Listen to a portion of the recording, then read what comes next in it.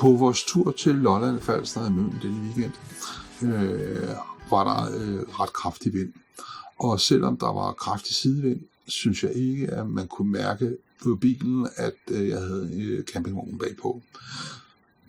Det man kan mærke, når man har den bagpå, det er, at den hopper lidt. Man kan godt mærke den, men det er ikke sådan, som man føler det ubehageligt. Man føler ikke, at man er ved at miste kontrollen over eller noget. Men man kan godt mærke, at den er der. Men sådan, at vinden går ind og tager den sidevinden, det synes jeg egentlig ikke. Og det var egentlig ret overrasket over, at det var så positiv en oplevelse.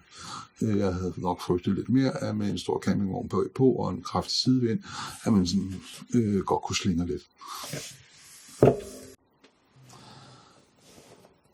Det at køre med vognen, synes jeg heller ikke har voldt mig de store problemer.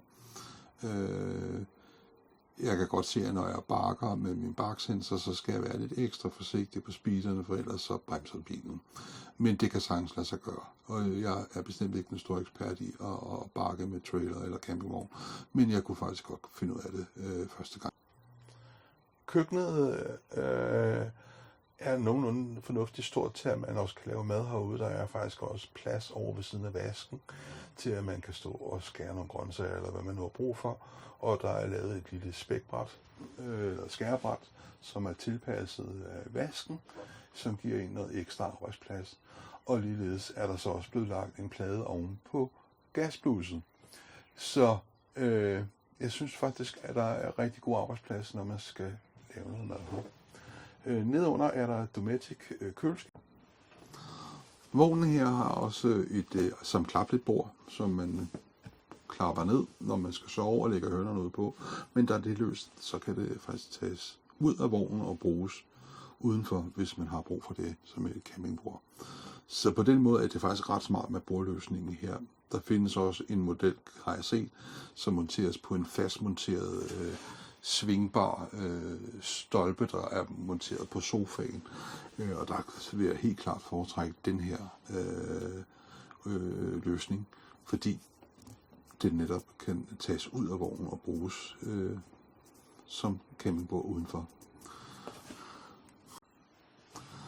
Vognen her, som vejer i egen vægt 525 kg og har en totalvægt på 760 kg, koster, så vidt jeg husker, omkring 420 kroner halvårligt i ejerafgift.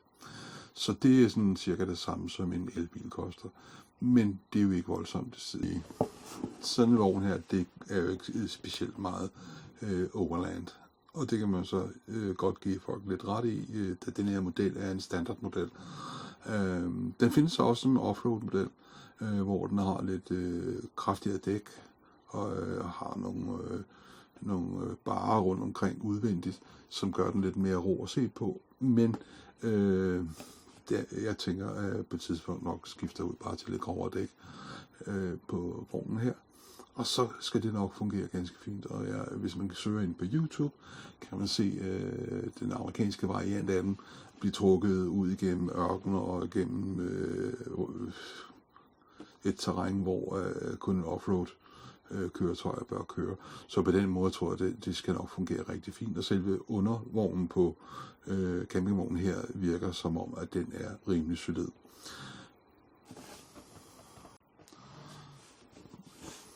De amerikanske varianter af vognen her har mere udstyr. Ikke at jeg savner det, men jeg kan se, at det jeg selv har været inde og kigge på YouTube, at nogle af vognene, de har både bad og toilet, udvendige bruser og mange andre ting. Men det er jo så omvendt også noget, der tager nogle kvadratmeter fra selve opholdsrummet. Og jeg tænker også, at hvis man er en velvoksen herre, som jeg er, så bliver det toilet, der kan blive ud af det, meget småt. Så jeg tror, at den løsning, som den bliver solgt med her i Danmark, som er en potte, som står i en trækasse, der matcher et øvrigt interiør, egentlig er en god løsning som sådan et nødtoilet i vognen her. En af de ting, som jeg nok skal vende mig til i vognen her, det er om natten, når man har slået sengen ned, så slår man ryglænet herned og ligger baglæns, så skal man passe på, at man ikke slår hovedet mod den der, når man rejser sig op. Jeg tror, at man lærer det efter et par gange, når man har banket hovedet ind i den. Men det er nok der, hvor man kan sige, at man kan mærke, at vognen ikke er så stor også. Men man lærer det jo nok. I vognen her ligger der et 40 amperes 12 volts batteri, som forsyner vognen med 12 volts strøm. Skal man have 220 volt på, så kan man også det. Der er stik udvendigt, så man kan koble den til en elstander på en campingplads for eksempel, eller herhjemme. Og så har jeg så også tænkt, at da jeg har i min bil en stor powerstation, en Gold Zero 1500X, så kan jeg jo også bare trække ledningen over i bilen og sætte den i min powerstation derovre, hvilket vil forsyne den med 220 volt, uanset hvor jeg er. Og det betyder jo så, at jeg over i køkkenet for eksempel kan tilslutte en kaffemaskine. Så det bliver spændende at prøve at se, om det også fungerer i praksis. Det skal dog siges, at er man 2 meter høj, så vil man nok synes, at den her vogn er for lille. Fordi jeg er 1,78, og jeg rammer næsten loftet, eller det gør jeg, når jeg står op inde ved køkkenet. Men det er heller ikke mere end som så, og jeg vil sige, i forhold til den komfort, den giver os, og økonomien i det, og det er strømforbruget på bilen ikke er større end det er, gør det faktisk til et attraktivt køb, synes jeg. Denne campingvogn, som er en Talbot 320, TAP 320, er en vogn, som er ret let i forhold til, hvor stor og hvor moderne den er. Den vejer 525 kilo i egenvægt og har en totalvægt på 750 kilo.